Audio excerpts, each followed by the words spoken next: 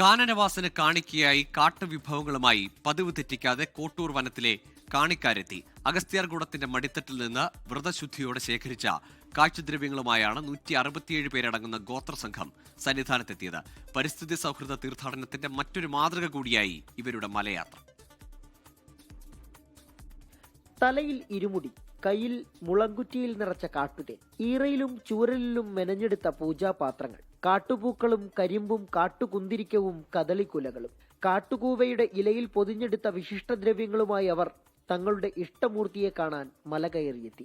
നൂറ്റാണ്ടുകൾക്ക് മുൻപ് അഗസ്ത്യവനത്തിൽ നിന്ന് പശ്ചിമഘട്ട വനനിരകളിലൂടെ കാൽനടയായി വന്ന് ദർശനം നടത്തിയിരുന്ന പൂർവികരുടെ സ്മരണ പുതുക്കിയായിരുന്നു കാണി ഗോത്രസംഘത്തിന്റെ വരവ്. നമ്മൾ വരുന്ന കുടുംബമായിട്ട് പറഞ്ഞ ഒരു 500 കുടുംബത്തിലുള്ള പല ജില്ലയിൽ നിന്നുള്ള ആൾക്കാരുണ്ട്. നമ്മൾ ആദിവാസി, നമ്മളെ കന്യാകുമാരി ജില്ലയിലുള്ള ആൾക്കുണ്ട്, തിരുവനന്തപുരം ജില്ലയിലുള്ള ആൾക്കുണ്ട്, ആദിവാസി മേഖല മൊത്തത്തിലുള്ള അടങ്ങിയ ഒരു ആൾക്കാരാണ് പറഞ്ഞത്. കദളിക്കൊല, ചെറുതേന്, കുന്തിരിക്കം, പിന്നെ പൂവ്, കരിമ്പ് ഇതെല്ലാം കൊണ്ടുവന്നിട്ടുണ്ട്. നമ്മൾ വരാൻ തുടങ്ങിയത് ഒരു 10-17 വർഷം കൊണ്ട് വരാൻ തുടങ്ങിയിട്ടുണ്ട്. തിരുവനന്തപുരം വൈൽഡ് ലൈഫ് ഡിവിഷനിലെ വിവിധ ഉന്നതികളിൽ നിന്നും തമിഴ്നാട് കന്യാകുമാരി ജില്ലയിലെ പ്രാവിള, കോരയാർ, ആറുകാണി എന്നിവിടങ്ങളിൽ നിന്നുമുള്ളവരായിരുന്നു സംഘത്തിൽ ഉൾപ്പെട്ടത്.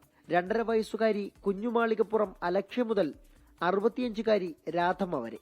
തിരുവനന്തപുരം കോട്ടൂർ മുണ്ടണി മാടൻ തമ്പുരാൻ ക്ഷേത്രത്തിൽ നിന്നും കെട്ടുനിറച്ചായിരുന്നു യാത്ര. KSRTCയുടെ 3 ബസ്സുകളിലായി പമ്പയിലെത്തി. 8 മണിയോടെ സന്നിധാനത്തും. 18ാം പടി ചവിട്ടി മലവിഭവങ്ങൾ മണികണ്ഠന് സമർപ്പിച്ച മനം നിറഞ്ഞവർ മലയിറങ്ങി. 24 സന്നിധാനം. ലോകത്തെവിടെയായാലും ഏത് സമയത്തും 24 വാർത്തകളും ഓഗ്മെന്റഡ് റിയാലിറ്റി പാക്കേജുകളും എക്സ്പ്ലെയിനറുകളും വിശദമായി കാണാൻ ഞങ്ങളുടെ YouTube ചാനൽ നിങ്ങൾക്ക് സബ്സ്ക്രൈബ് ചെയ്യാം.